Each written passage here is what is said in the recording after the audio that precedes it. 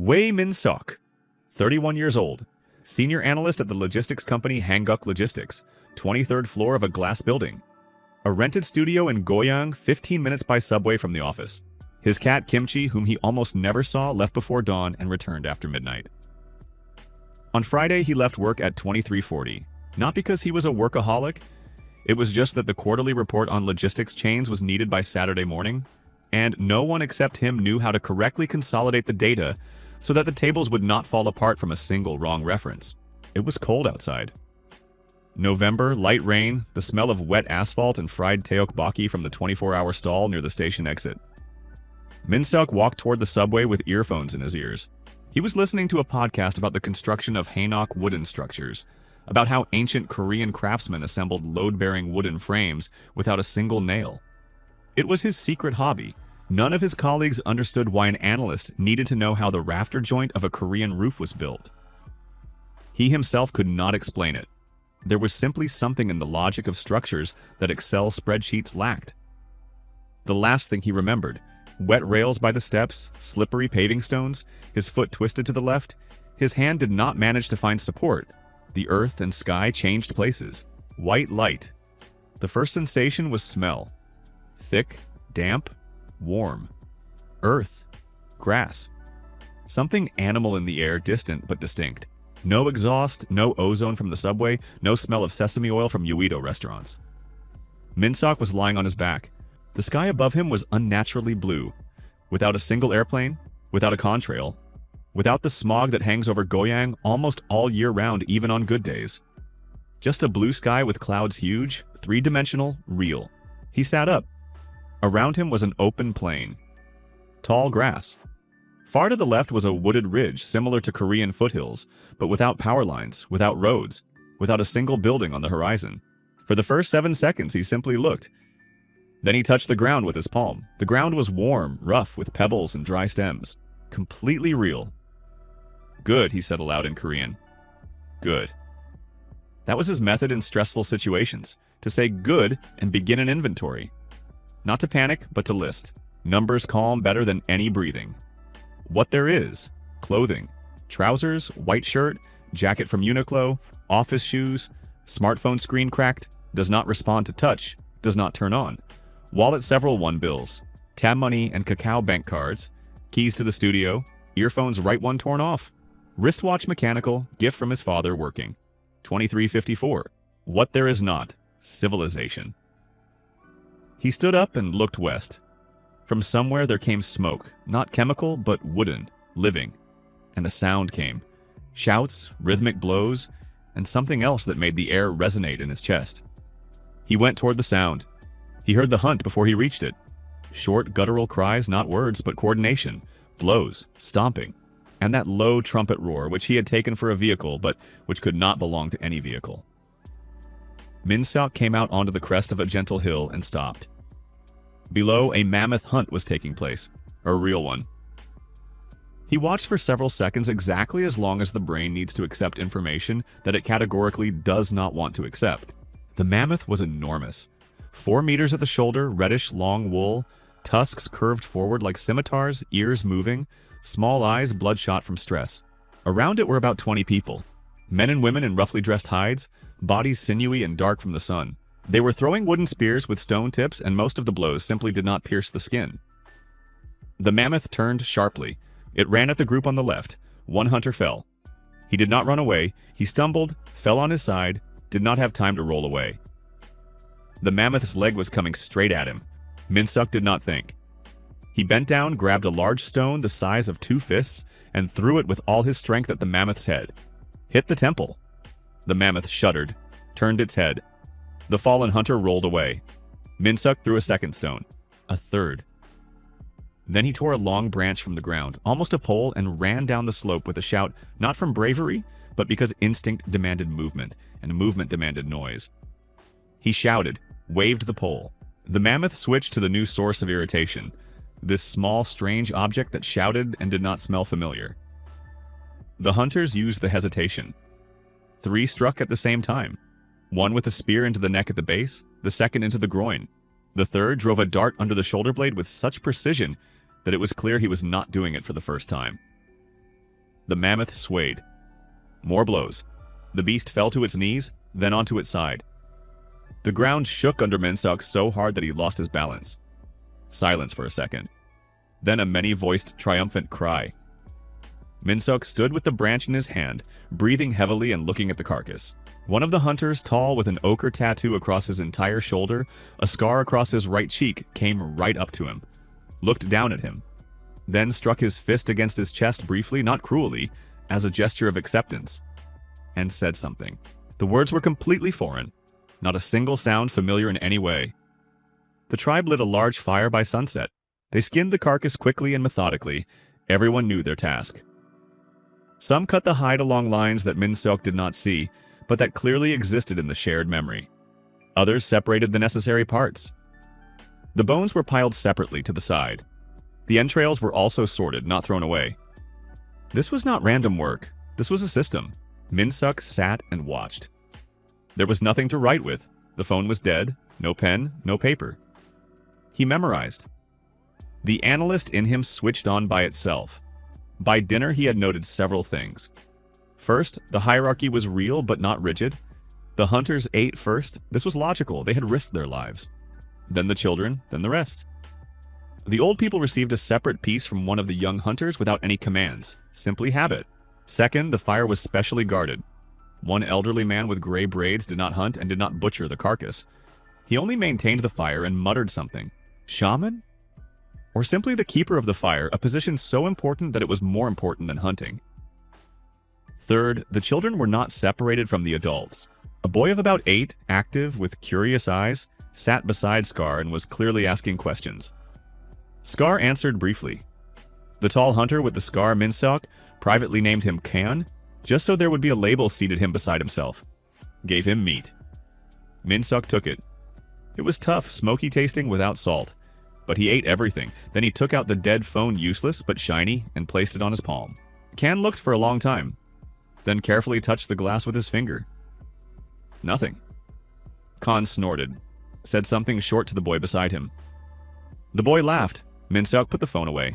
They sat by the fire in silence. And in that silence, there was something almost normal. The next morning, Minseok began learning the language. The method was the only possible one. Point at an object, wait for the word, repeat. Fireka, watermyeon. Meat rock. Spirter, handpa. Good hay. Noma, gora. Look gu. The tribe called itself Pek roughly white stone, or pure stone, depending on intonation. Later, Minseok would learn that this was connected to the mountain to the north, which they considered sacred. The boy was named Ori. He turned out to be the main helper in learning. He sat beside him, poked at objects, named them, laughed at Minseok's accent, and sincerely rejoiced when he pronounced something correctly. Kan's name was Kaurg. The scar on his cheek was from a tiger's claw in adolescence. Minseok understood this from gestures. Kaurg was a chief by authority, not by inheritance. People obeyed him, came to him for decisions, but there were no attributes of power, no special clothing, no special place. The elderly keeper of the fire was named Tail. Gray braids, wrinkled hands, eyes sharp as a bird's. He looked at Minseok without hostility, but with such attentiveness, as if reading something invisible. Minseok introduced himself. I am Minseok. Jung. Ho? Ori tried. Jun Ho. Jun. Ori was pleased with himself. It stuck. Within a week, Minseok had enough words to observe and understand. The camp of the Payak tribe stood at a bend of a small river, a logical place. Water, fish, a natural barrier on one side. The dwellings were temporary in construction. Each shelter was built according to one scheme. 3 or 4 poles about 6 centimeters in diameter were driven into the ground in a circle about 2 meters across. The upper ends were brought together and tied with strips of rawhide. When the hide dried, the knot became harder. Hides were thrown over this cone overlapping, thicker ones below, thinner ones above. The entrance was left on the leeward side. It worked, but it worked with problems. Minseok saw 3.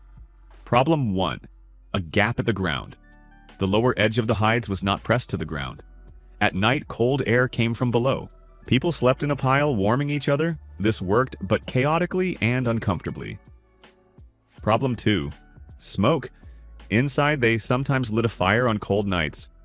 The smoke exited through the gap at the top, but not completely. The eyes of many tribe members were chronically red. Smoke accumulated near the ground and ate at the lungs. Problem 3. Stability.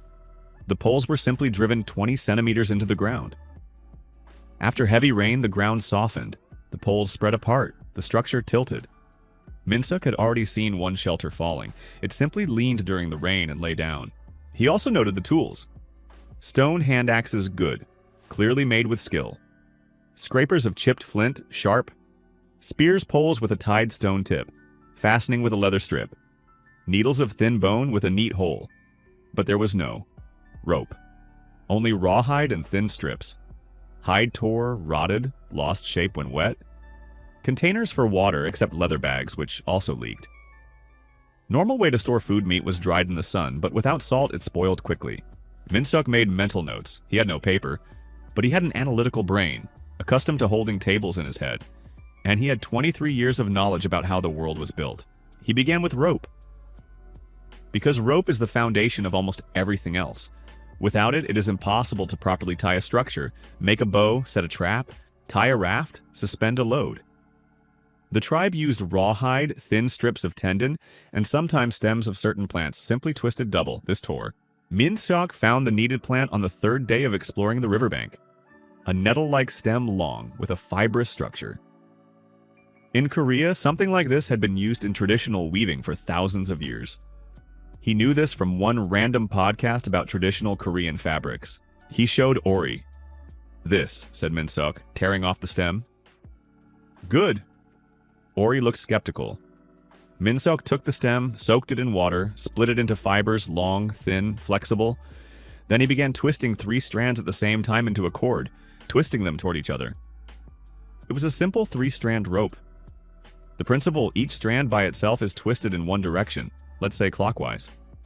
When 3 such strands are twisted together counterclockwise, they try to untwist but press against each other and, because of this, only grow stronger.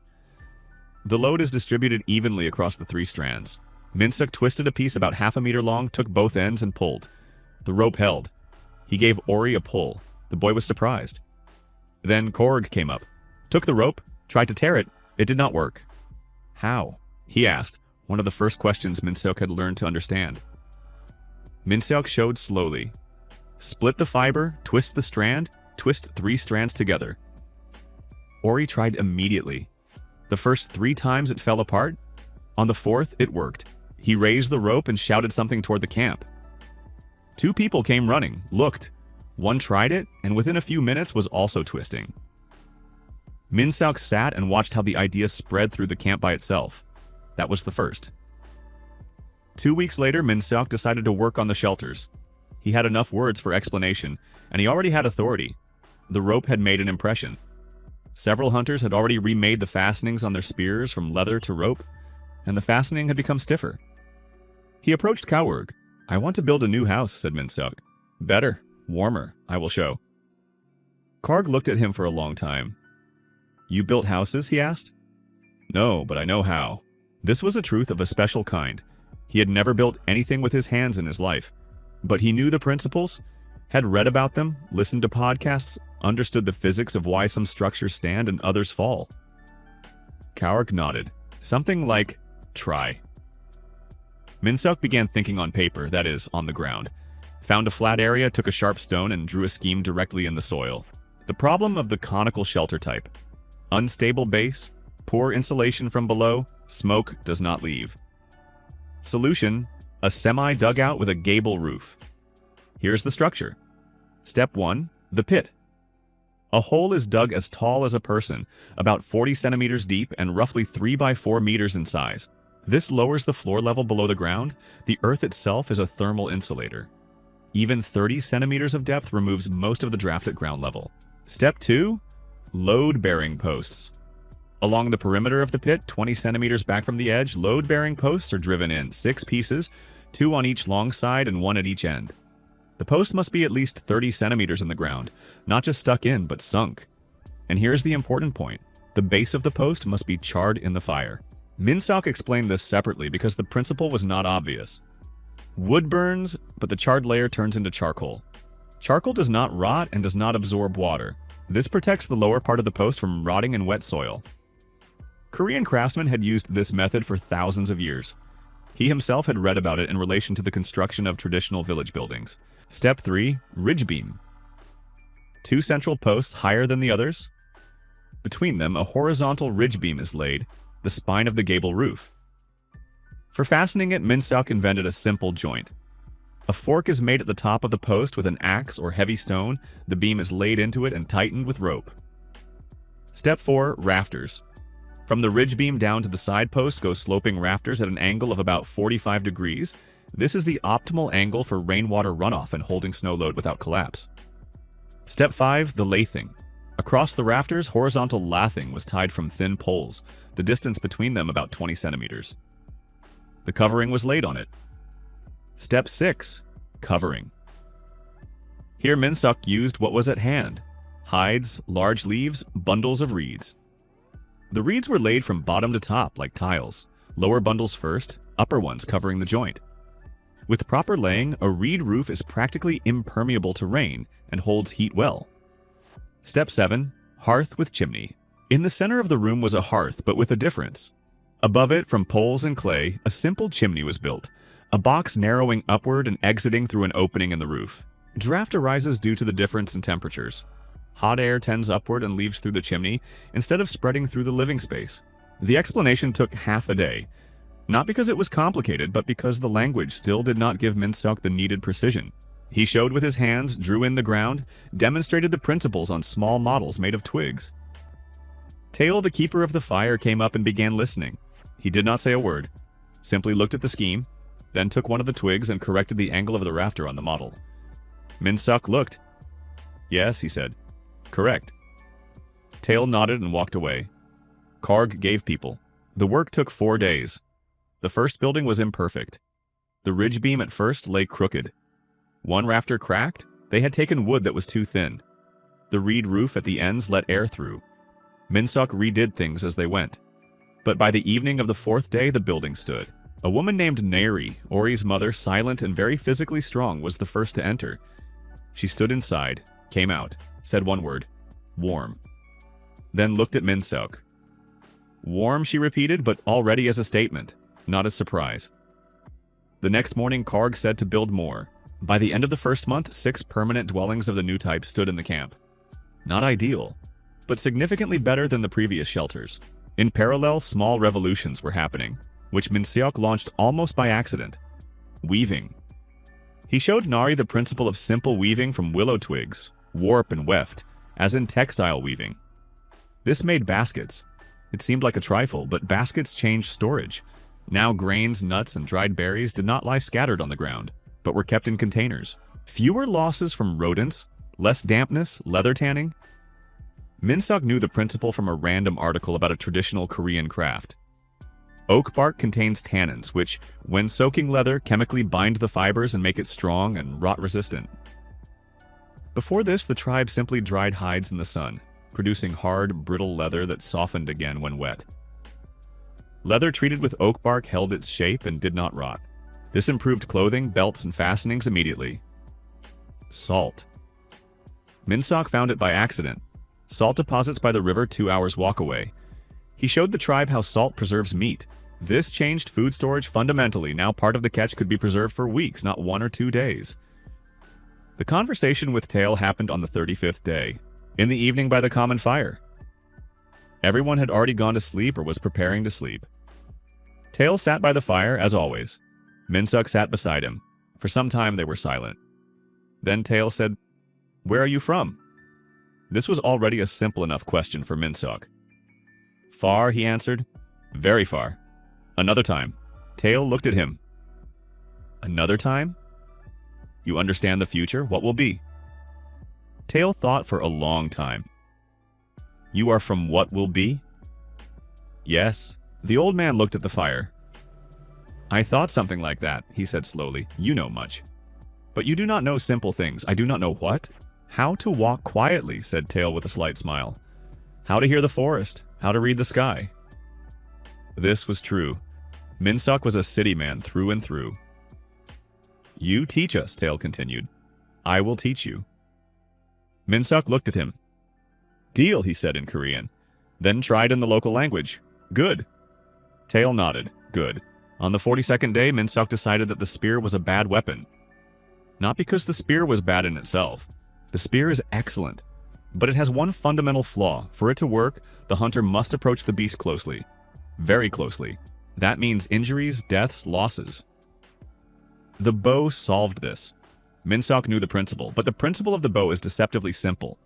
Flexible wood plus bowstring plus arrow. In practice, this requires a precise combination of materials.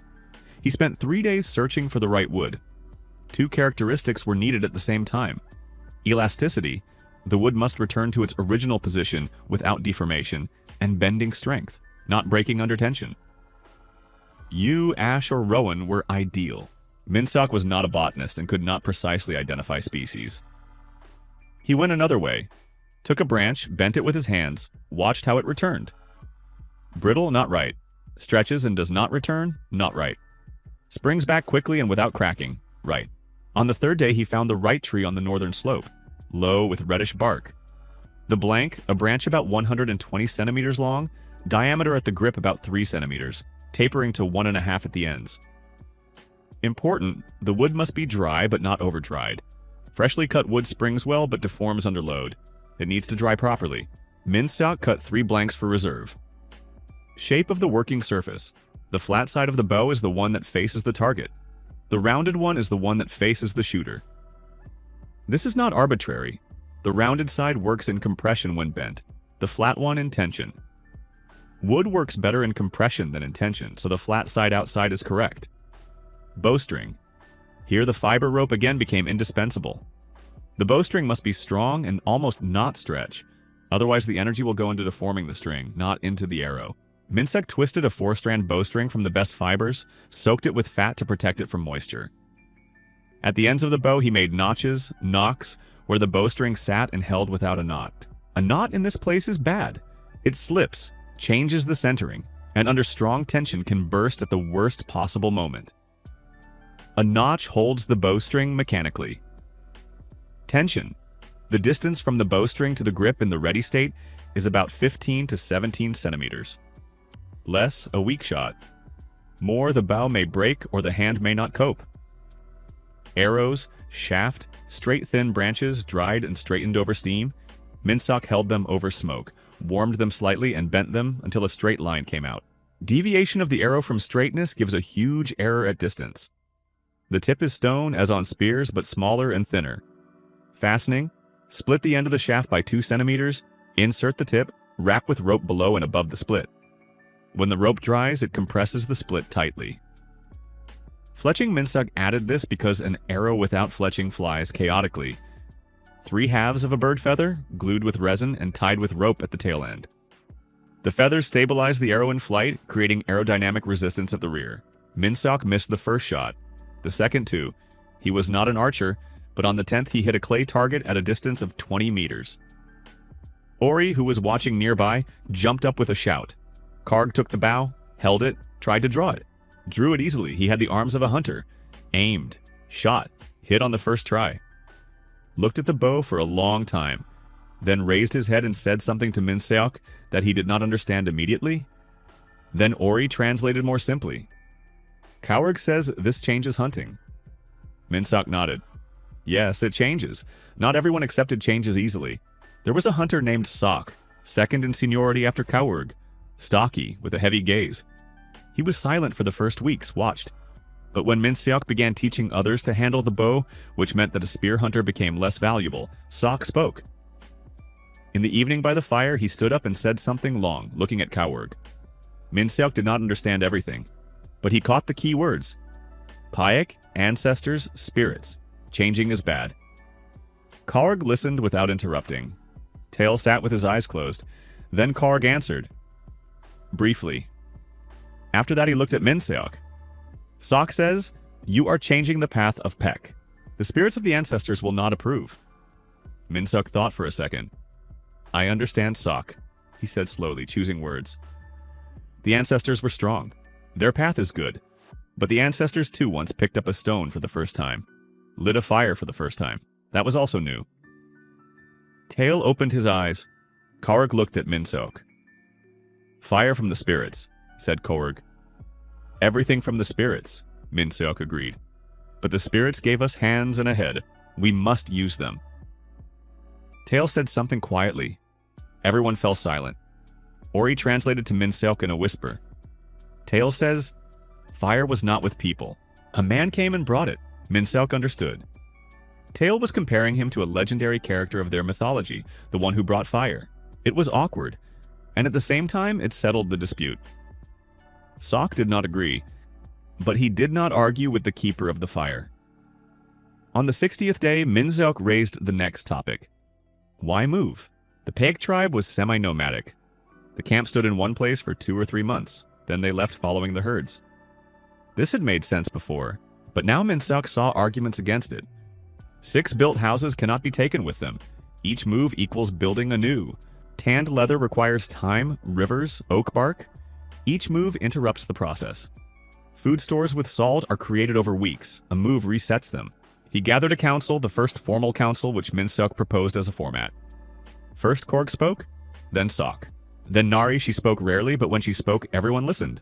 Then Tail. Minseok listened and translated in his head. The essence of the disputes. Sok. The herds leave, we go after them. Always so. Nari. The buildings are warm, good in winter. But will there be enough food here? Tail. The place by the river is a good place. The river spirits are not against us. Korg remained silent longer than everyone, then said, June, what do you think? Minseok stood up. The herds leave, yes, but not all go far. A small detachment of hunters can go after the herds. The rest stay here. Keep the fire, keep the food, keep the houses. Hunters alone? Asked Sok. Strong hunters, yes. With bows, it is possible to hunt with a small group. Sok looked at him. If the hunters leave, who protects the camp? That was a good question. Minseok nodded. That is the next thing I want to build. Minseok began with the question that most people ask last. Not how to build a wall, but why exactly such a wall? Because a wall is not just a fence, it is a system. And before driving in the first stake, you need to understand what exactly you are protecting against, how quickly you need to react to a threat, where the weak points of the terrain are, and how many people will hold it. He spent half a day walking around the camp perimeter with Korg. The camp stood at a bend of the river. This was good. On the eastern side, water, a natural barrier. From the south, a gentle open slope, good visibility. From the north, dense forest. From the west, open plain. Minseok drew a diagram on the ground. The river protects here, he showed. The forest here is a threat. A beast or strangers can come from there. The plain can be seen far, the threat is slow. The slope can be seen well, but it is easy to climb. Korg looked at the diagram. So, a wall is needed on 3 sides, north, west, south. East is the river. How many people to build? Everyone who does not hunt, answered Minseok. And quickly. Before the cold. Palisade construction. The principle was simple but required precise execution. Material, logs 10 to 15 centimeters in diameter, about 3 meters long. The lower end sharpened. The top cut at an angle so that rain would run off and not collect and rot the wood from the inside. Charring the base. As with the dwelling posts, the lower 40 centimeters of each log were charred in the fire until the charcoal layer formed. Minseok explained every time. Charcoal does not rot, does not absorb water, repels insects. This increases the lifespan of the palisade from 2 years to 10 or more. Installation, along the marked line, a trench 40 centimeters deep and 20 wide was dug. This was the hardest part with stone hoes through hard ground. Minseok improved the hoe. He took a flat, heavy stone with a natural hole, fitted it onto a handle, secured it with rope. The tool's movement became vertical, not slanted. This doubled the digging speed. The logs were installed tightly against each other, the gap between them no more than a centimeter.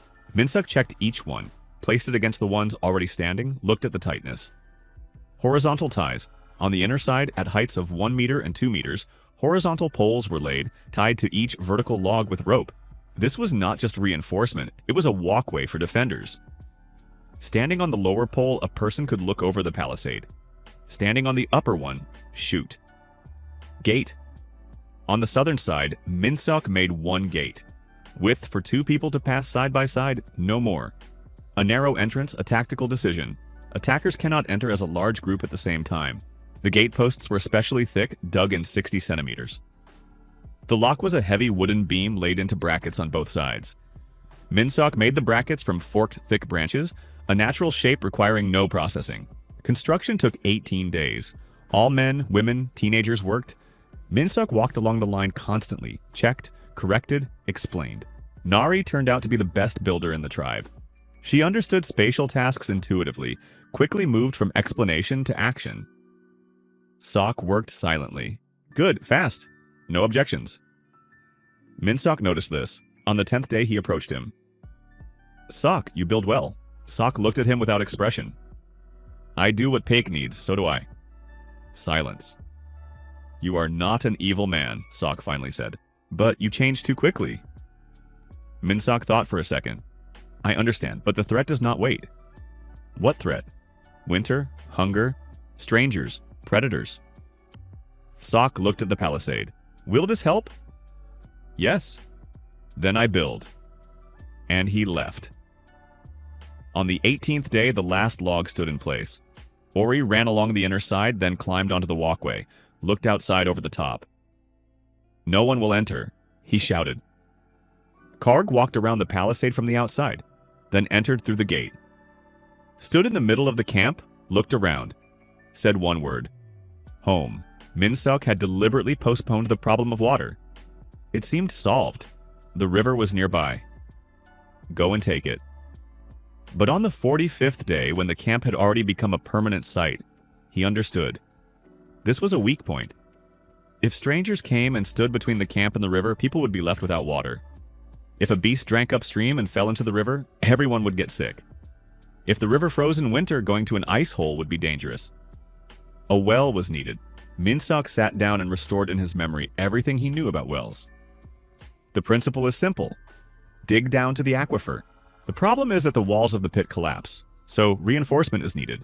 He went to the river, found clay, gray, greasy plastic, and brought a sample to Nari. Have you seen this? Nari nodded, kneaded it in her hands. We make pots, she said. Yes, and rings can be made from this. Step 1, reconnaissance. Minsok found the lowest place inside the palisade. Logic. Water moves downward through the soil. Low places are closer to the aquifer. He stuck a long pole into the ground in several places, pulled it out, smelled the soil on the end. Where the soil was damp and smelled fresh, not rotten, dig. Step 2, digging. A round pit about 80 centimeters in diameter. The narrower, the smaller the volume of soil to remove. But a person had to fit inside for work. Minsok found a compromise, 90 centimeters. They dug in shifts. One below with a stone hoe, the second above pulled a basket of soil on a rope. Rope again turned out to be indispensable. Step 3, lining. Clay rings 90 centimeters in diameter, 20 centimeters high, wall thickness 6 to 7 centimeters. Nari and 3 women molded them like huge bracelets. They fired them on a fire until hard. The rings were lowered into the pit as it deepened. Each next ring was lowered onto the previous one. The soil behind the walls was carefully tamped. It formed a pipe of clay rings that did not allow the earth to crumble. Step 4, aquifer. At a depth of about 2 meters, the soil became wet. At 2.5, water appeared. Step 5, windlass. 2 posts on the sides of the well, a crossbar between them, a rope wound around it with a basket. A primitive windlass. You turn the crossbar, the basket with water goes up. Simple, but fewer working hands are needed, and the back does not break. When the first basket of water was raised from the well, Tail sank to one knee and touched the ground beside the pit. Minsok asked Ori, "What is he doing?" "Thanking the water spirit," answered Ori. "He says water came to us." Minsok nodded. "Correct." On the 73rd day, a man appeared at the palisade. Alone, without a weapon, the spear thrown to the ground before the gate. Hands raised, young, maybe 20 years old. Thin, with dried blood on his shoulder.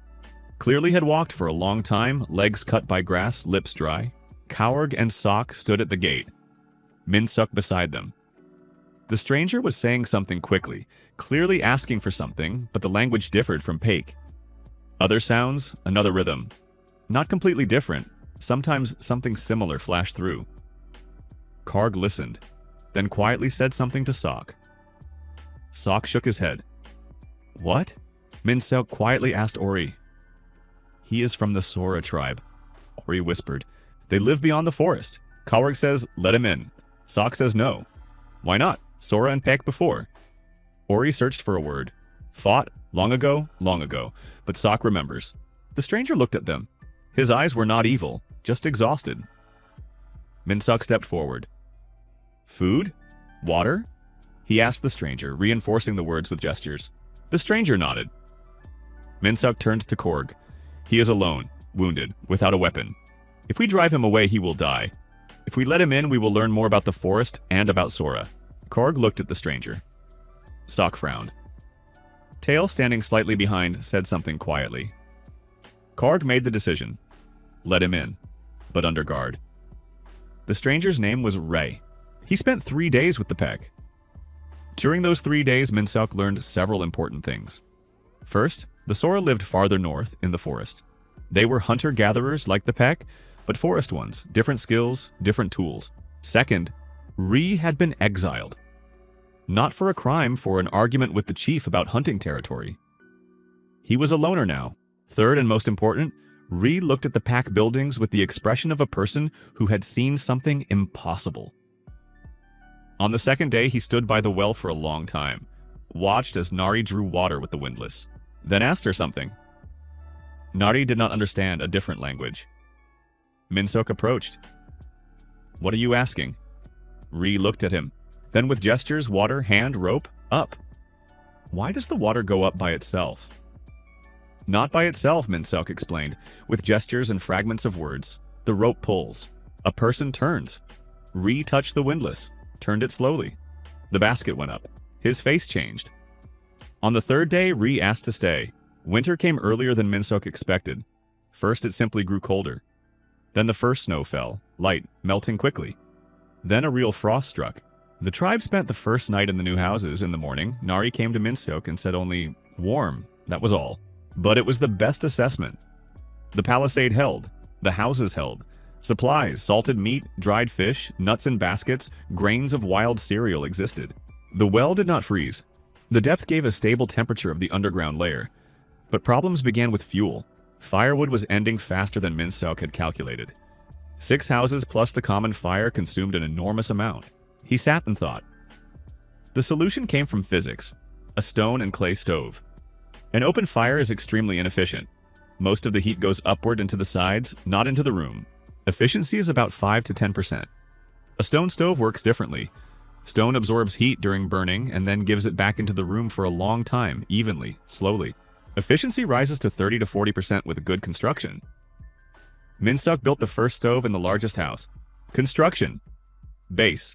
Flat river stones laid in 2 layers on clay mortar. Clay mortar, a mixture of clay and fine sand in a ratio of about 1 to 2. Sand is needed. Pure clay cracks when heated from thermal expansion. Sand gives shrinkage. Firebox, a rectangular chamber of stones fastened with clay mortar. Size, width 50 centimeters, depth 70, height 40. The front wall is not solid, an opening left for laying firewood and for air draft. Great! The tribe did not have this concept.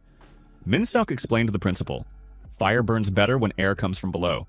He laid several thick stones across the firebox with gaps, a primitive grate. Ash falls down and does not smother the fire.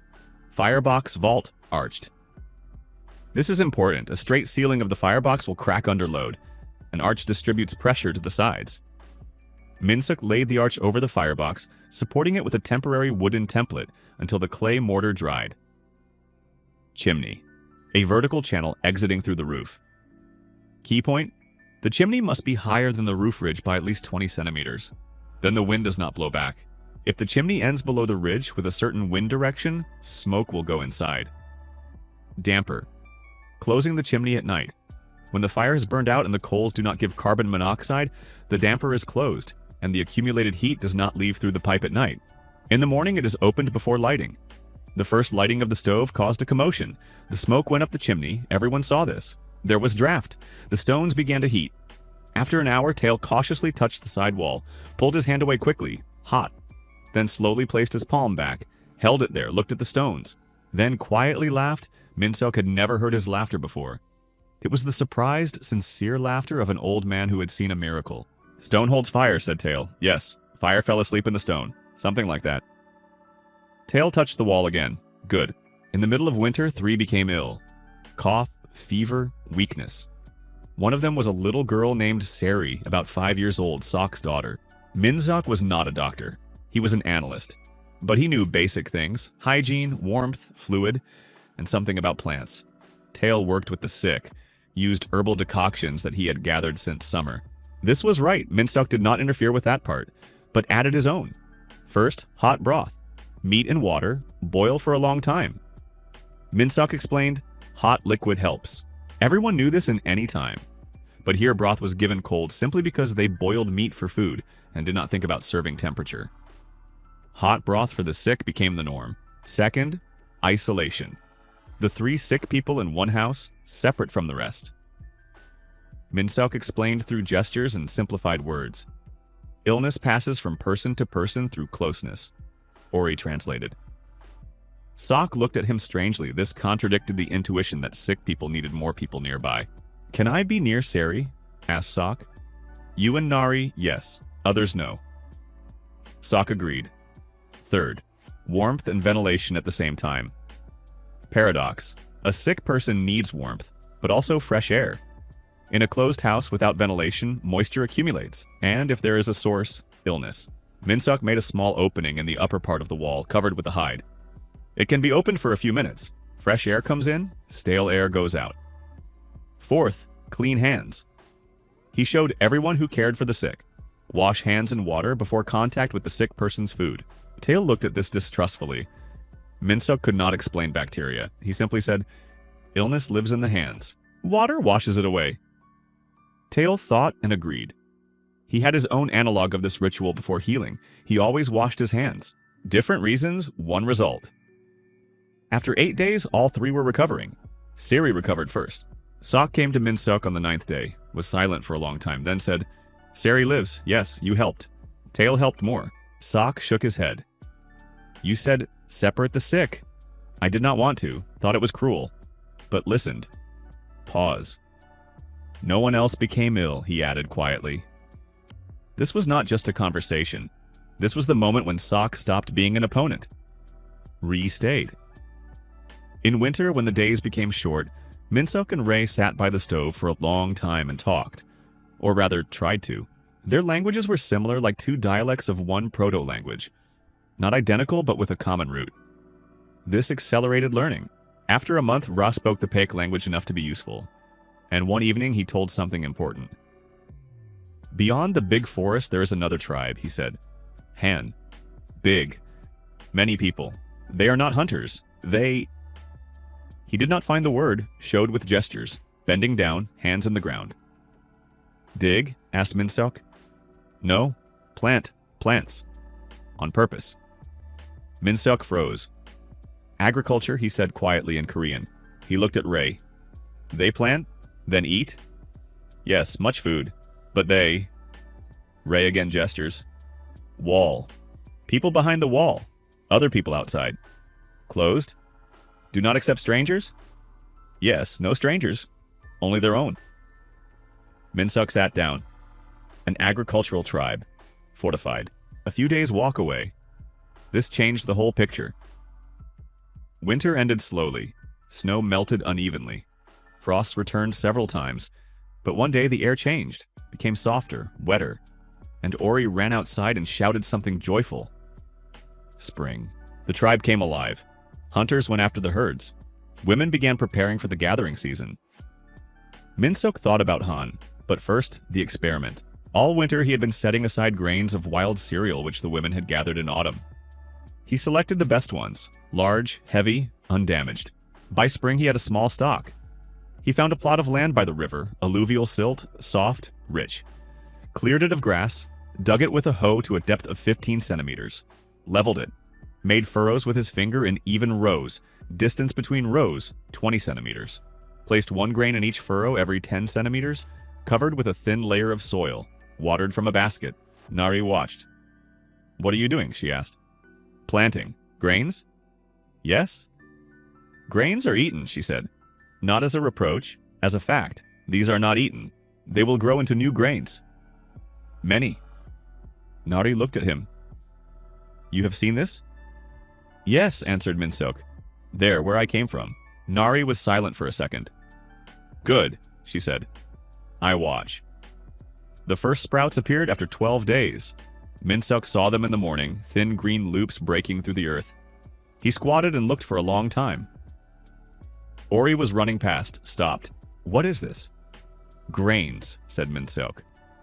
Ori leaned close. Grains grow from the ground? Yes, you put them here? Yes. Ori looked at the sprouts, then raised his head. So we can make grains? Minseok looked at him.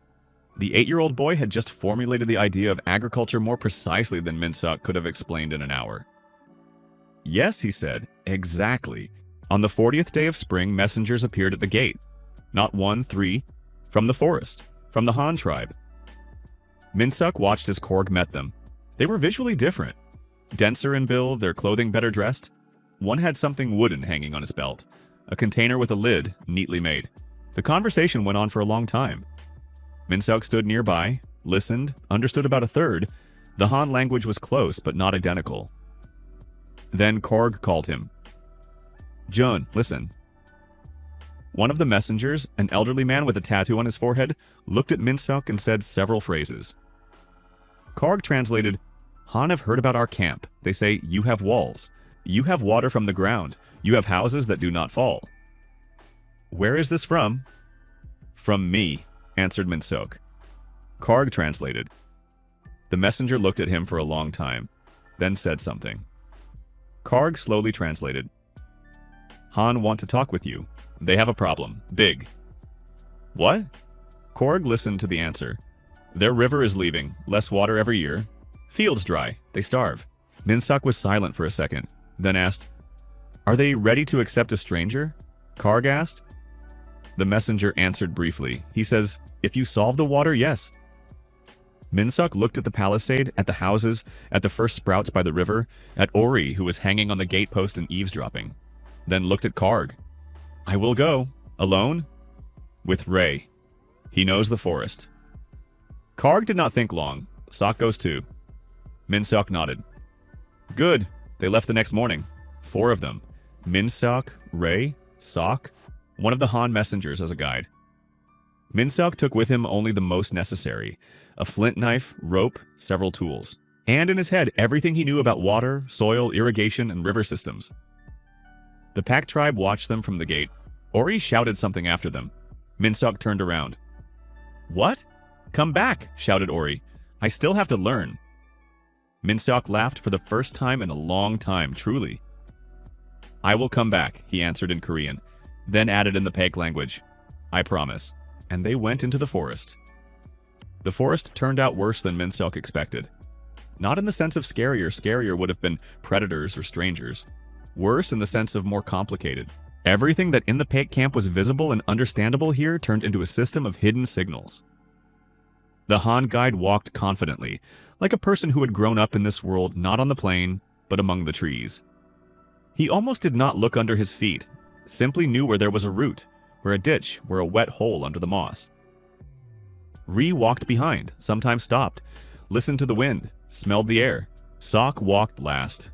Silent as always, but now no longer with distrust, rather with the concentration of a person who had been entrusted with an unfamiliar task. Minseok kept the pace steady. 5 hours of walking, rest. 3 more, water. 4 more, overnight. He made marks on the ground with a stick, although no one except him saw this. The need to estimate distances and pace was almost reflexive.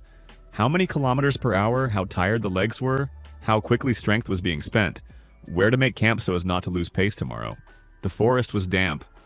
This immediately told Minseok the first thing. The Han River was not simply less water. The system's runoff had changed. So the cause might be not only drought, but also a change in the riverbed, a dam of debris, a landslide, or that someone upstream had taken the water. If the second option, then it was already politics. If the first, then it was an engineering problem. Sometimes the same thing looks like 2 different things. At night, they stopped under a large cedar. The Han guide lit a small fire, cautious, almost invisible. This was sensible. The forest hears fire no worse than people. Minsuk sat opposite him, finally found a moment to ask, "Your name?" The guide pointed to his chest. "My Mara," Minsuk repeated. "Mara." Mara nodded, then pointed at Minsuk. "Yujun." "Yes." Mara was silent briefly, then said several phrases in his language slowly so the meaning could be caught. Minsuk understood only part, but the guide drew in the air with his hands. Water flows, stone falls, people above, people below. "Someone blocked it?" asked Minsuk. Mara quickly nodded. Sok, sitting beside them, frowned. Retranslated as best he could. He says, "Above they built a ridge from stone and logs. Water goes into the ground. Below, little water." Minsuk understood immediately, not a dam in the classical sense. More likely a blockage, an illegal barrier, or an attempt to direct the flow. For a primitive society, enough to destroy all agriculture on the lower section. "How many people do the Han have?" he asked. Mara thought, then showed a large circle with his hand, and another one. Retranslated, "Many. More than Paik. Houses, fields, fences. They do not roam. Do they have stone walls?" Mara nodded. Minsuk froze. Stone walls meant they had already moved from temporary housing to settlement. This was the most important boundary of development. Then they could be almost at the stage of an early proto-city. Possibly even earlier if there were supplies, storehouses, status buildings. "So we are not going to savages," Minsuk said quietly in Korean. Sok did not understand the words, but from the intonation he understood the meaning. It was an important observation. By noon of the second day, the forest began to thin. It was felt immediately. The soil became denser, less undergrowth, more open clearings. And then Minsuk saw smoke. Not a campfire, a lot of smoke. And behind it, fields. The lowlands spread before them as a wide bowl, a river branching into two arms. Along the banks, square plots of cultivated land. Farther on, wooden walls. Behind them, houses with clay roofs. He stopped. Looked. This was a different quality of life. The Han tribe was not just surviving, they were already managing the landscape. Minsuk saw terraces, ditches, canals, small dams on streams, narrow passages between fields, a system that he could call agrarian. Mara looked at him and clearly understood that he was seeing not just a settlement, but a structure. Guards with spears and shields stood at the gate. The shields were not round like those of the peck hunters, but rectangular, made of several layers of wood covered with leather. This was already a level of organization. A group of people came out from inside. In the center was a woman. This was unexpected. Tall, with hair braided into a tight braid, her face calm and sharp like a well-hewn stone. She wore clothing of rough woven fabric, not simply dressed hide. Minsuk noticed this immediately. Fabric. That meant they had not only leather and fiber, but also the simplest loom. The woman stopped a few steps away. Mara spoke to her quickly, unevenly. She looked at Minsuk, appraisingly, then asked something. Ri, standing nearby, frowned and began translating in pieces. She asks, "Who you are?" Minsuk stepped forward, removed his palm from his chest. "I am Minsuk, from the Pack tribe. I came to help with the water." The woman frowned. She says, retranslated, "We have water." "But little." Minsuk nodded. "I see." The woman looked at him attentively. She asks, retranslated again, why a stranger wants to help. That was a good question. Minsuk answered honestly, "Because if the water disappears, people will die, and that is stupid." Retranslated. The woman fell silent, then unexpectedly smirked. "She is laughing?" Sok was surprised. "Yes," said Ray. She says, "Directly and without bows. Good." The woman's name was Hwayeon. Minsuk understood this name immediately, almost Korean in sound, although the language was older and rougher. It meant something like blooming light, and it suited her. She turned out to be not just an elder, she managed the distribution of water and fields. Something like the chief steward, and at the same time the leader of the community. A very dangerous, very intelligent figure. She led them into the settlement. Minsuk immediately began looking around. The Han houses were no longer temporary. Their base was thick wooden frames dug into the ground at the corner points. Between them were woven walls, smeared with clay. The roofs were gable, covered with straw and thin shingles. This was already serious architecture, not just shelters. Each house stood on a slightly raised base, a clay embankment, so that water would not flood the floor. The streets between the houses were not chaotic, straight with a slight slope for water runoff. This immediately told Min-seok that someone here had already thought about planning. Near one of the houses, he noticed a neat drainage gutter. This was a level, almost a town. Hunters did not build here, he said quietly to Ray. No, he answered. The Han had been growing food for a very long time. Hwayeon led them to the fields, and then Min-seok saw the main thing. The river was not simply shallow. Its upper branch was blocked, roughly but intentionally, a dam of boulders, wood, and clay. The water went into a side canal where it turned a small wheel, very primitive but fully working. Part of the water went to irrigate the higher fields. The lower plots were drying out. They did this themselves? Asked Min-seok. Hwayeon looked at him. Retranslated her answer. Yes. When the water was too violent, they directed it. Then it became scarce. No one thought it would decrease so much. Min-seok squatted by the canal, looked at the water level, then at the soil, then stood up. I can help. Hwayeon crossed her arms. First show. This was an important moment. Min-seok did not want simply to say. He had to show. He asked for a map, at least a rough one. They brought him earth, a stick, and pebbles. He began building a scheme directly on the ground. The Han water system was broken in two places. First, the upper interception of water was too high and too rigid. It took too much of the flow. Second, the lower riverbed section was silting up, and the canal was losing water through filtration into the ground. Min-seok explained through actions. He drew the river, showed the upper flow, then the side canal, then the fields. If too much is taken above, nothing will remain below, he said, tapping the ground with a stick. Need a divider. Not a wall. Division. Hwayeon was silent, retranslated. Sok, standing aside, watched carefully. Min-seok continued. And also, the canal must be reinforced. Stone below, clay above. Gentle slope, not steep. If steep, water will carry away the earth. If too flat, it will silt up. This was already almost a lecture he drew with his hands. The bottom of the canal is laid with large fraction stones. On top, a thin layer of clay tamped to density. Side walls are wattle with coating. Every few meters, small outlets and drains to clean the canal of deposits. At the dam, a spillway so that during floods, water does not destroy the structure.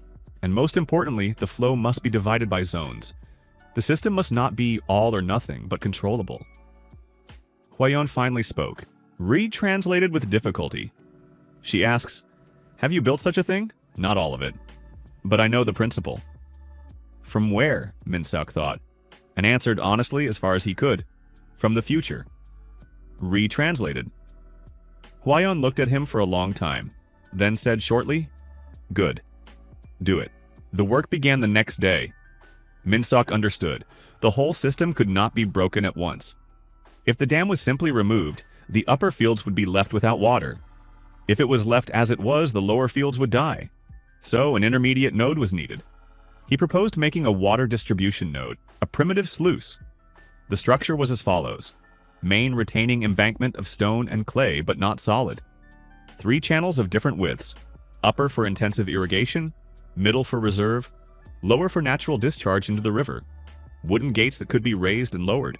A storage pond nearby to preserve water for dry days. A settling pit before the canal where silt would settle. Min-seok explained the principle of the settling basin especially carefully. Water carries sand and dirt. If you let it into a narrow canal, everything will clog. Therefore, first the water goes into a pit. The heavy settles down. Clean water goes farther. Hwayeon watched very attentively, then asked, why do you know this? Min-seok honestly said, because where I was, people long ago learned not to die from the same thing again and again. Retranslated. Hwayeon nodded. That was enough. The first attempts were difficult. The clay cracked. The stones did not lie tightly. One gate jammed in the groove. But Min-seok did not hurry. He corrected it right on the spot.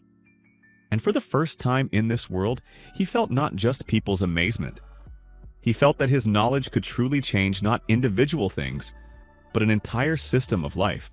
When the new canal started working, the water went in the right distribution. Not perfectly, but already enough. The lower fields stopped drying, the upper ones were not flooded. The storage pond began to fill. And then Hwayeon for the first time looked at Min-seok, not as at a strange outsider, but as at a person who could do what they could not. On the third day, Min-seok began to notice an important thing about the Han. They already lived not as simply a tribe. They had a structure almost like a small early state. He saw a grain storehouse with division by seasons, a common yard for resolving disputes, a weaving area where women and 2 men worked, a craft zone where tools were repaired, a children's yard where older children learned to weave, count, carry water, and recognize plants. This was already a society with division of labor, and there was also fear here, not of predators, of drought. Hwayeon explained through Ra. If there is no water, everyone will die. We hold to the river because the earth gives bread. But if the river leaves, we are finished. Min-suk nodded. And for the first time he saw in this not the problem of a separate tribe, but a classic engineering task of civilization. Water, bread, storage, power. If water is solved, half of everything else is solved. At night, Min-suk and Hwayeon remained by the map. Ri was tired and fell asleep by the fire. Sok went on patrol. Mara sat at the entrance to the house and pretended not to eavesdrop. Hwayeon looked at the drawing for a long time, then asked, "Are you really from the future?" Min-suk was silent for a second. To say yes was strange, to say no was untrue. Yes, Hwayeon was not surprised the way a modern person would have been. Here the world was too full of spirits, ancestors, signs. A person from the future was not absurd, but simply rare. Do people build better there? Min-suk thought. Yes, but not always wiser. Why? Because they can build very complex things and at the same time forget simple ones. Hwayeon nodded. Like us with water.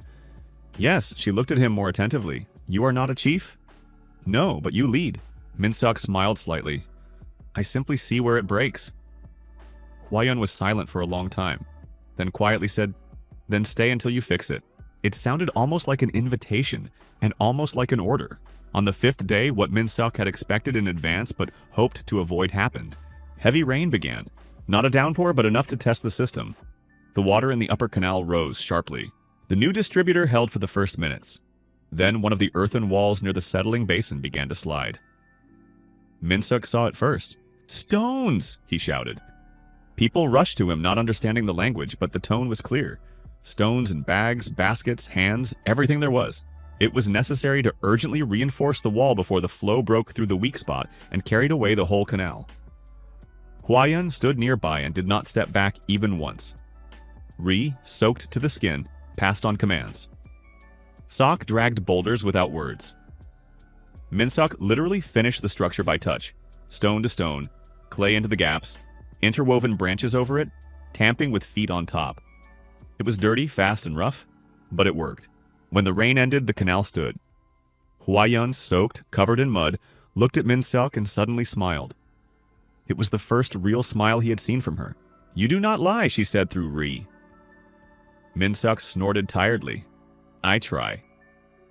While they worked by the water, Min-suk kept returning in his thoughts to Peck. He understood.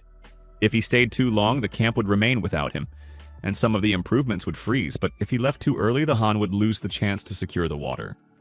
And it was then that he understood he could no longer act as a loner. A connection was needed. A transfer of knowledge between communities was needed. He proposed a simple exchange to Hwayeon and the Han elders. I will help you with water and storage. You will send 2 people to me.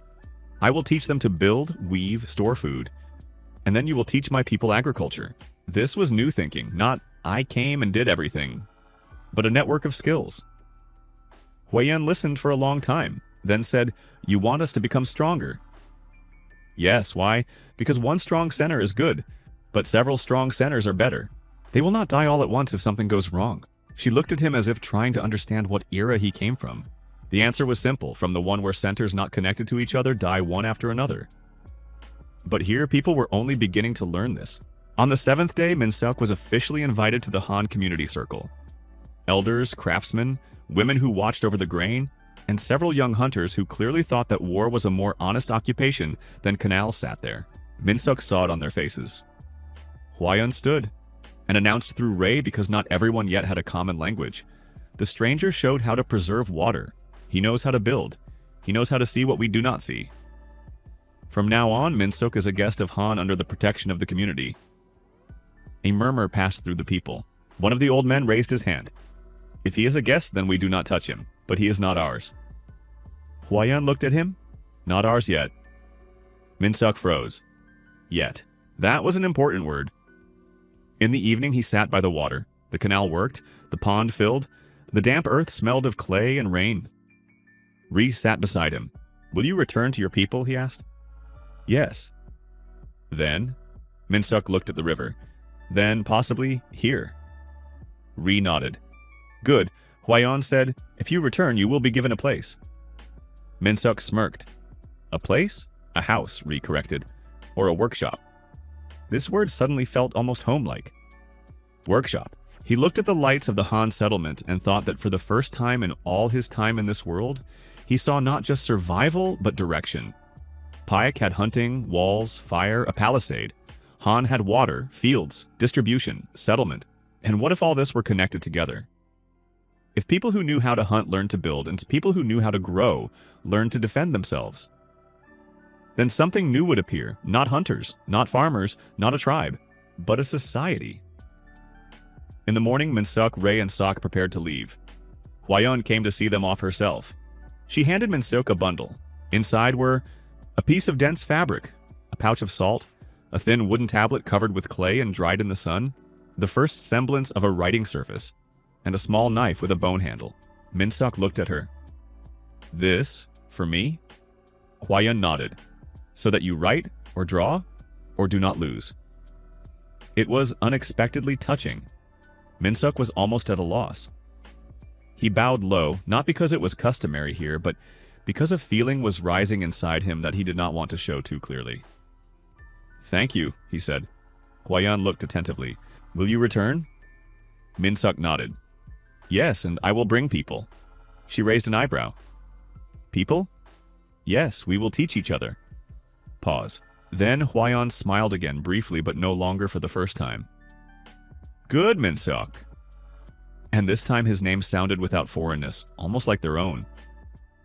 On the way back, Minsuk walked no longer as a random displaced person.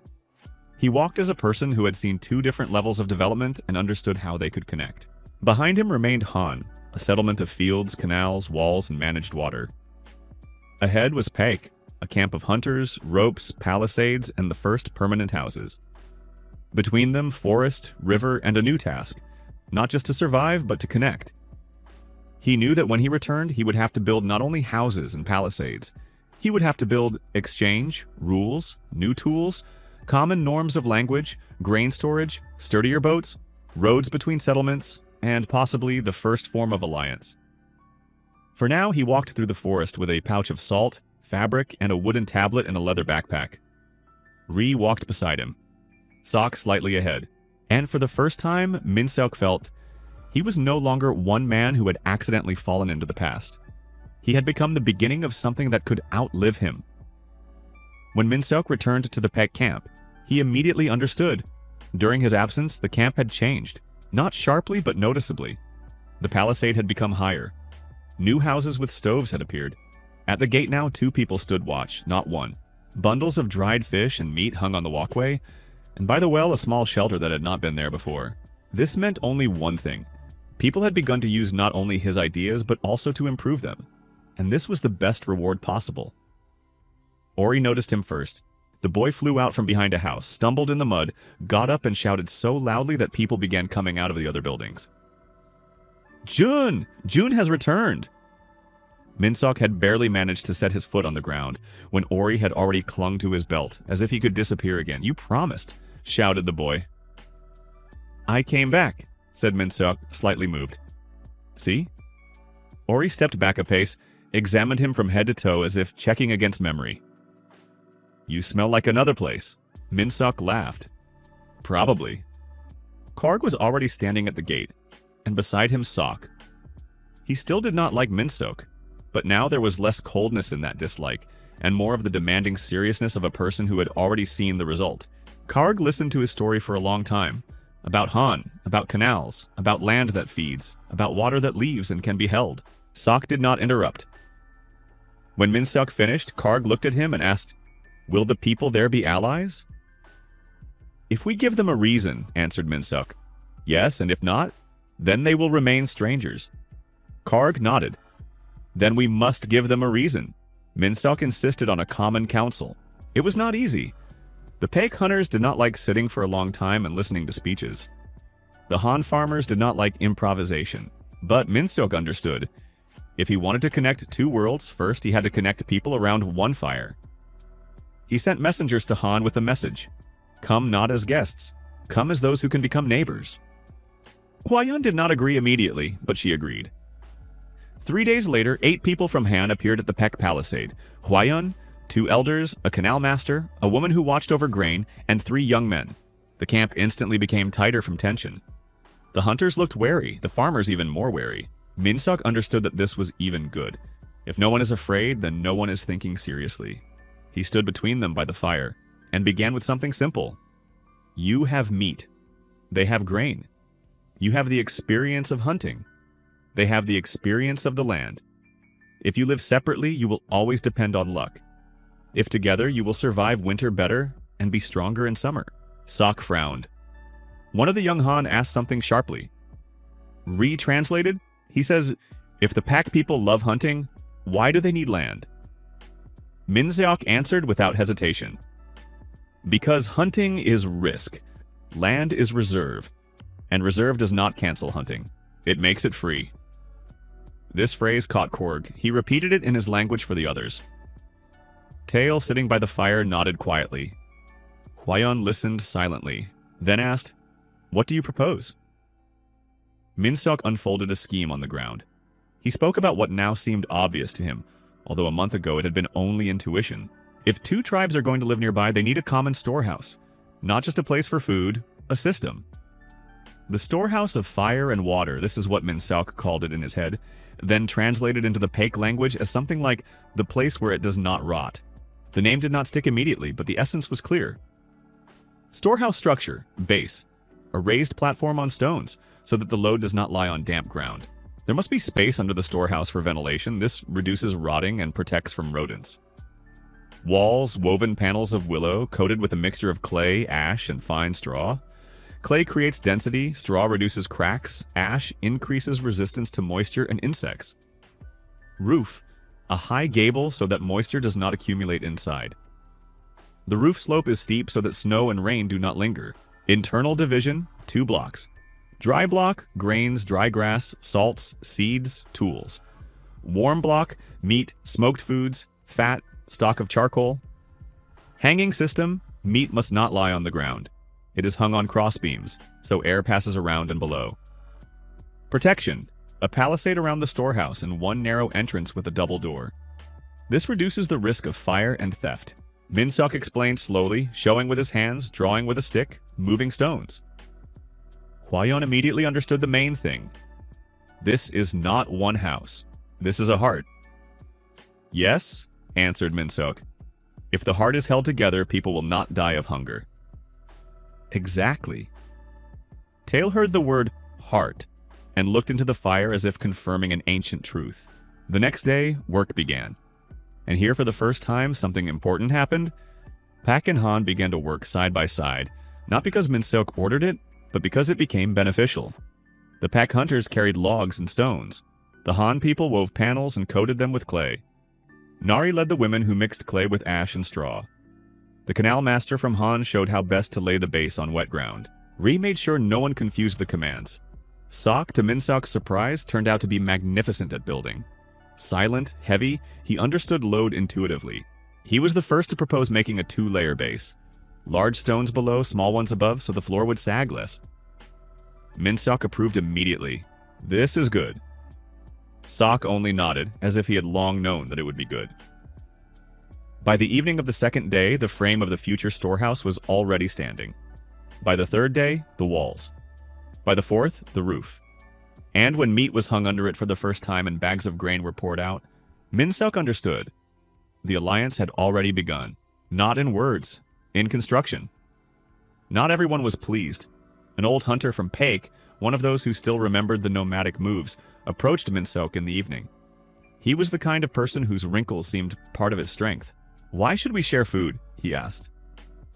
Minseok did not argue with the emotion. He went straight to the point. Because one day the hunt will be bad, then we will get more. And if there is snow, and if there is a wound, and if the herd goes far away, the old man was silent. Minseok continued. A reserve is not weakness, it is strength that does not leave when you are tired. Before, we did not store so much, and because of that we often starved. The old man looked at the new storehouse. If people begin to think about reserves, they will stop being brave. That was the real fear. Min-seok understood it. It was not about food, it was about the fear that caution would kill the old hunting valor. He answered softly, "No, they will become braver." Bravery is not running forward hungry. Bravery is knowing that there is food at home, and taking risks no longer for survival, but for growth. The old man looked at him for a long time, then snorted. "You speak like a shaman without a drum." Min-seok did not understand whether this was supposed to be an insult, but by the tone it was almost approval. For the alliance not to remain simply a storehouse, a shared victory was needed. Min-seok proposed a joint hunt, not for a mammoth, that would still be too much, for a large deer or bison if they were lucky. Kaorg agreed immediately. Hwayeon reluctantly, but with interest. She had a pragmatic view. If the pack hunters knew how to get meat and the Han knew how to store grain, then the alliance needed a shared ritual of success. They went out at dawn. The group, 6 pack hunters, 3 Han people, Min-seok, Ray, Sok, 2 teenage carriers. Min-seok discussed the plan in advance. Scouting tracks, driving the beast toward a natural barrier, a ravine, 2 archers with bows on the flanks, 3 people with spears for the finishing blow, 1 reserve group so the beast would not escape into the forest. It was almost the tactics of a small detachment. The hunt succeeded. A deer burst out of the bushes, panic, running, arrows, shouts. One of Sok's shots hit the shoulder. A second hunter finished it with a spear. The victory was not just food, it was a signal. When in the evening the meat was divided equally between Paik and Han, no one argued, because everyone saw this was not a handout. This was the beginning of a shared exchange network. A month passed, then a second. A permanent route began running between the Pack camp and the Han settlement.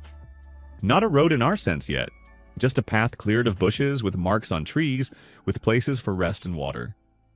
Min-seok insisted on the marks.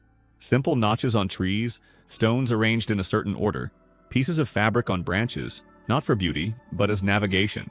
This was the first logistics, a transition between 2 worlds. From that moment, Min-seok stopped being simply a person who helped.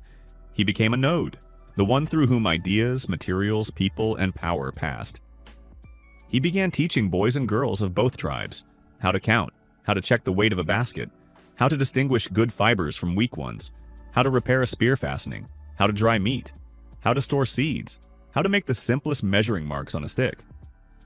Ri helped explain to the Han people what the pack understood differently. Hwayeon sent grain. Korg sent meat and hunters. And for the first time in his life, Min-seok felt that he had created not just improvements, he had created a connection. It was at that moment that strangers appeared. Not Paek, not Han. Others. They came from the northwest, a group of about 20 people armed with long spears and heavy clubs, and they had not come to trade. Min-seok saw them first from the hill by the path. They were visible even before they descended into the valley. They walked confidently, without hiding. That was a bad sign. Kaorg went out to meet them with 5 hunters. Min-seok with him. Sok too.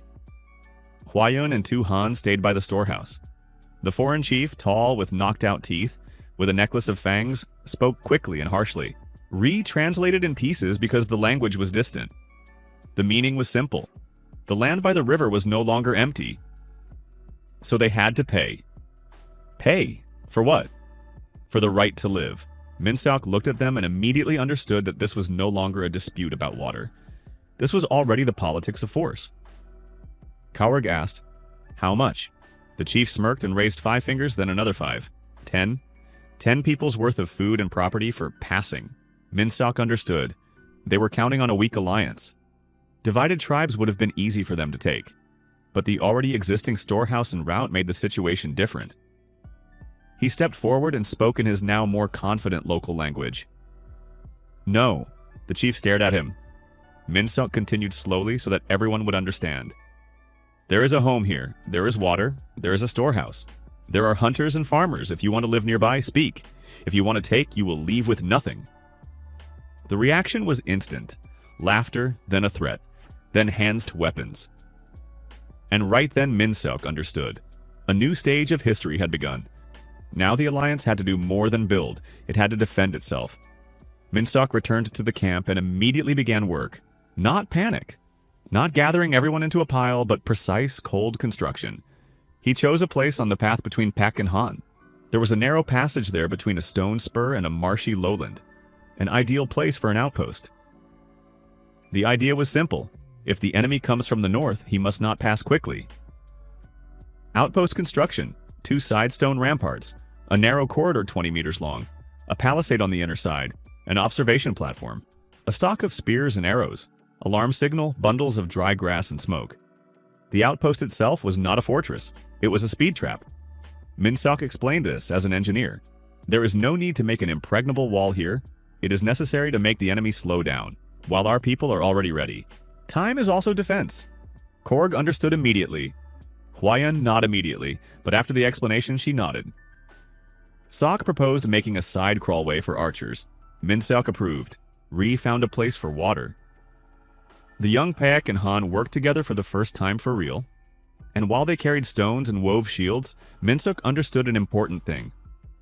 An alliance is strengthened not by speeches and not by agreements. It is strengthened by shared hard work under threat. By evening, the outpost was already taking shape.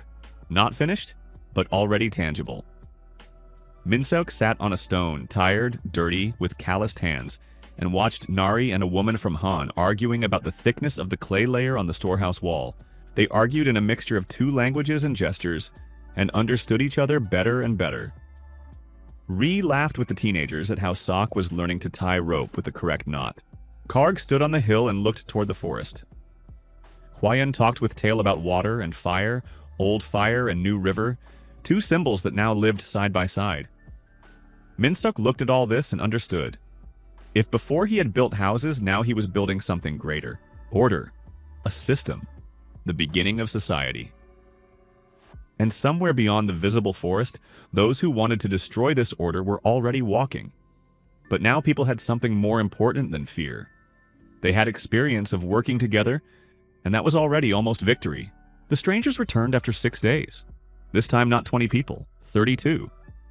Minsok learned this not from a shout, but from smoke. The signal fire on the hill, which they had left at the outpost, lit by itself. This meant one thing. The watchman had already seen movement and given the sign. When Minsok ran to the hill, he saw them below. A wide column of people with spears, thick leather shields, and several sledges with cargo. They walked not like raiders, but like a group that intended to secure itself in place.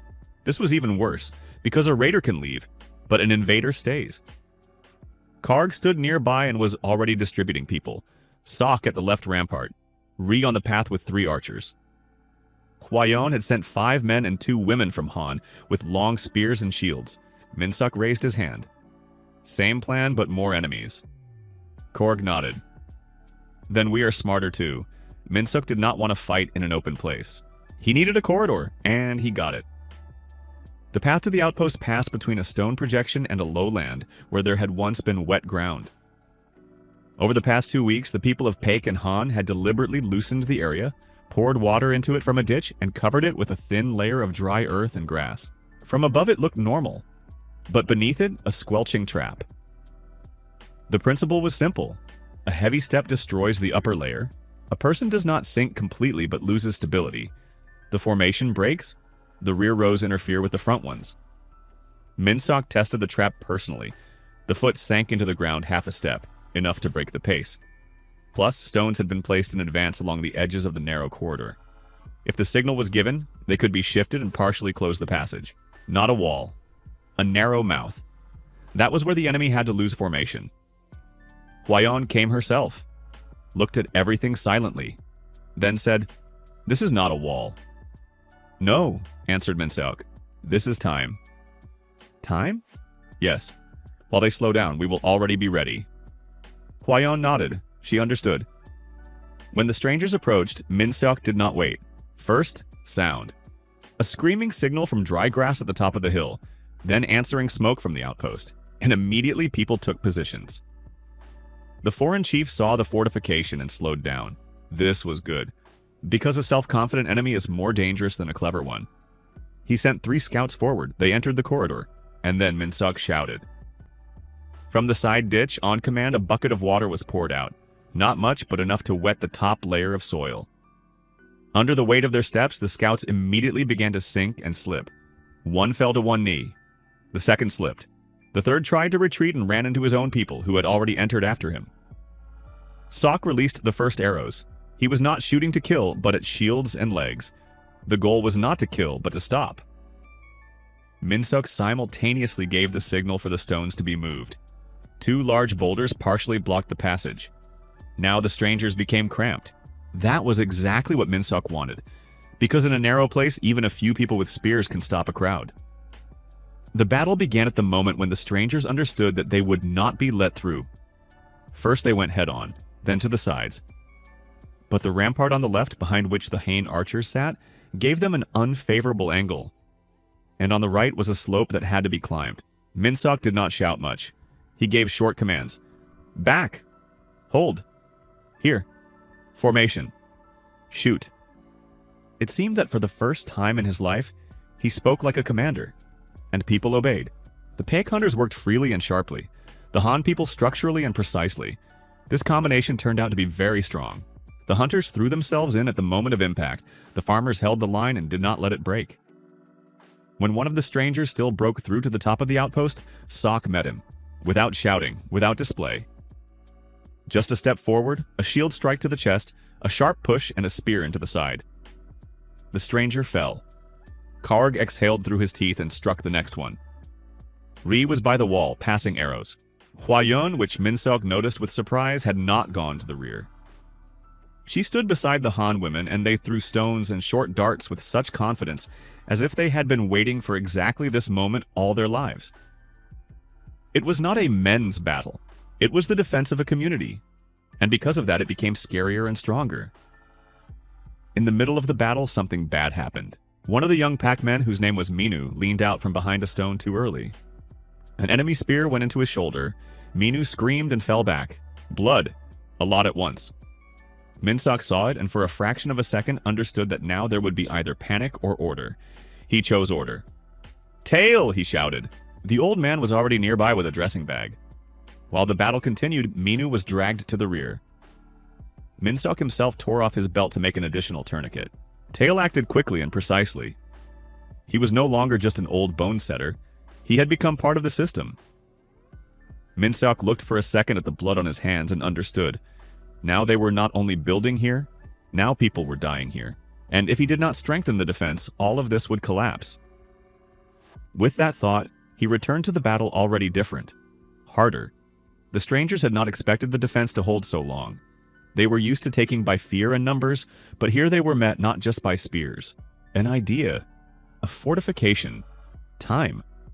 When their formation began to break apart, Minsuk gave the signal for the second part of the plan. On the path above, where dry grass and brushwood had been stacked, fire flared up. Not a large fire. Smoke. Thick, sharp smoke went down the slope toward the enemy. This immediately broke visibility. The strangers began coughing, retreating, covering their eyes.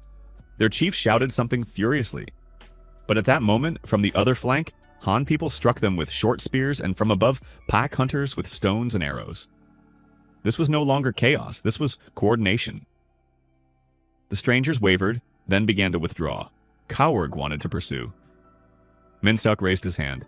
No. Kaurg turned sharply. Why? Because that is exactly what they want. To lure us into the forest. There are more of them there than we think.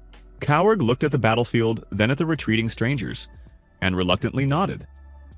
The strangers left.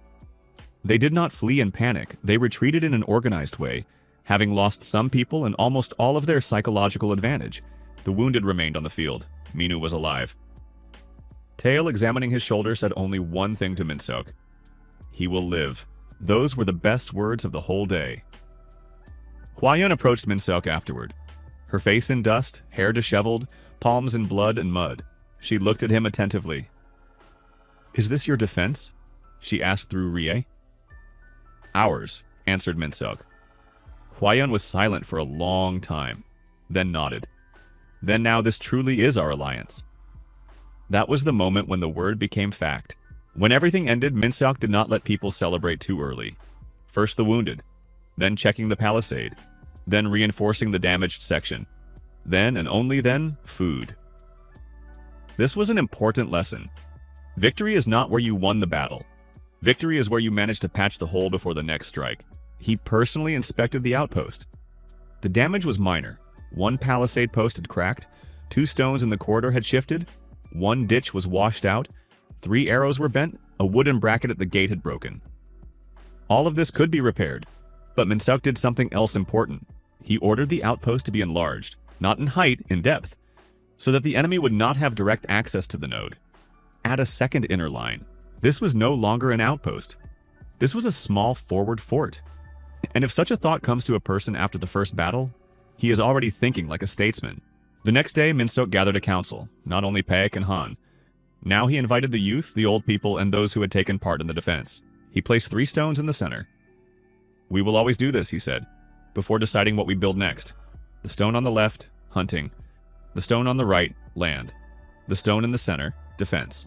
If there is food but no defense, everything will burn. If there is defense but no food, everyone will leave. If there is only hunting, 1 bad winter will kill us. If only land, 1 drought will kill us. Together there is a chance. Retranslated but no longer word for word. People understood anyway. Kaurg looked at the stones silently. Huayan too. Then an old man from Han, one of those who had doubted earlier, said, "So now we are not just 2 tribes." Minsuk nodded. "Yes, now we are a knot." Ori, who was squatting nearby, raised his head. "A knot does not come untied?" Minsuk smiled. "If it is good, no." Everyone liked that. Even Sok nodded almost imperceptibly. It was after this that Minsuk began what would later become his main work. He opened the School of the Knot.